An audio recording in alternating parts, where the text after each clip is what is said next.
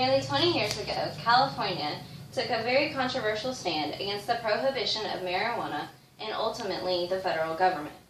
According to NORML, a non-profit public interest advocacy group, on November 5, 1996, California legislature passed Proposition 215, legalizing the growth, sale, and consumption of medical marijuana.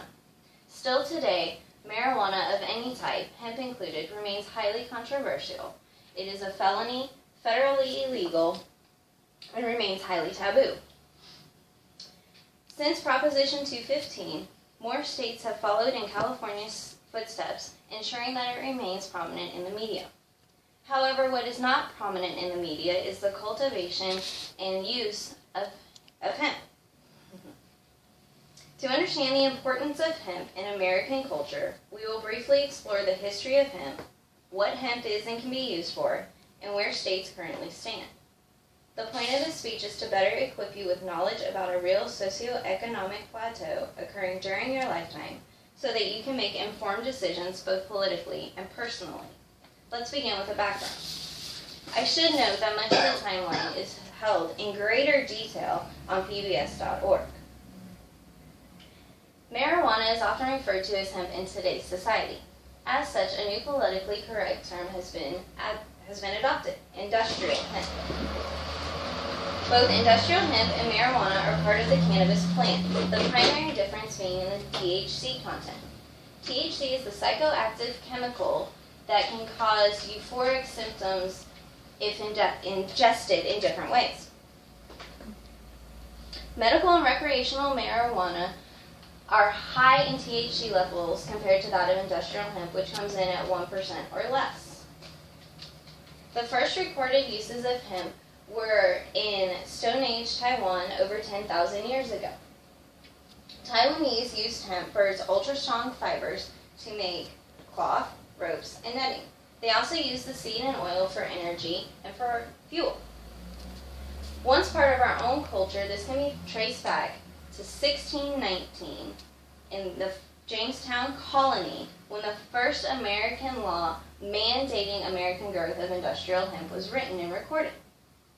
According to Robert Deitch, author of Hemp, American History Revisited, many more towns and states were required to cultivate hemp due to the product's viability and versatility. The first two drafts of the U.S. Constitution were written on hemp paper, and in fact, George Washington and Thomas Jefferson were large, prominent advocates of industrial hemp growth in America. By this time in our timeline, hemp was being used industrially, but it was starting to be used medically as well. It wasn't until the Mexican Revolution in 1910 that hemp was in turn used as recreational marijuana on American soil, and it was done so by Spanish descent, thus becoming associated with fear and prejudice, as written by author Lori Murphy in American Indian Law Review, 2010 through 2011.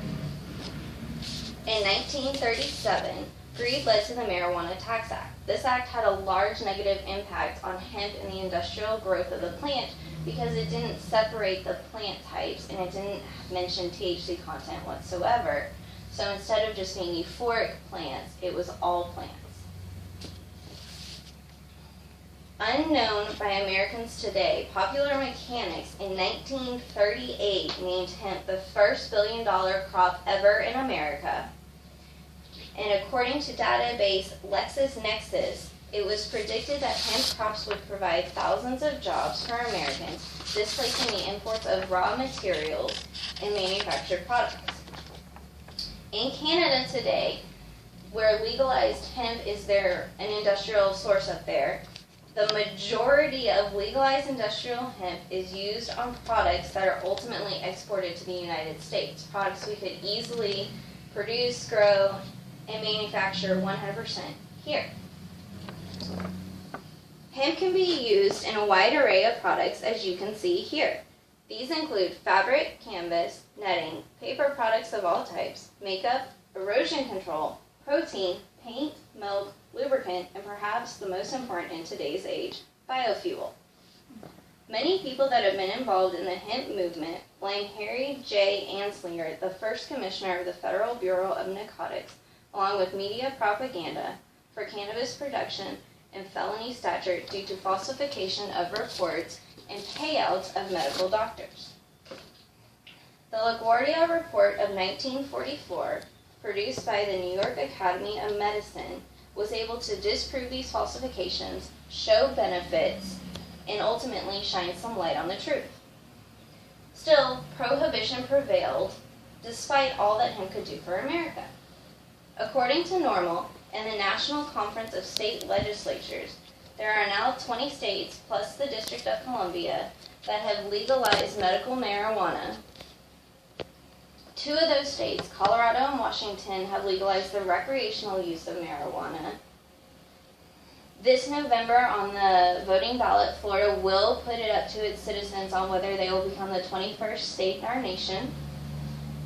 And 9 of those 20 states actually allow the industrial growth of hemp as far as research goes. The 2014 Farm Bill did make an amendment where institutes of higher learning as well as state Department of Agricultures can cultivate and research industrial hemp.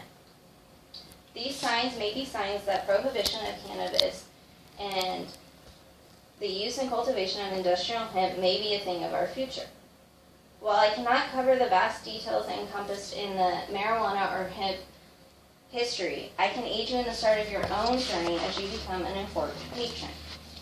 Over the years, popular belief has fallen to false reports and media propaganda, leaving the truth behind.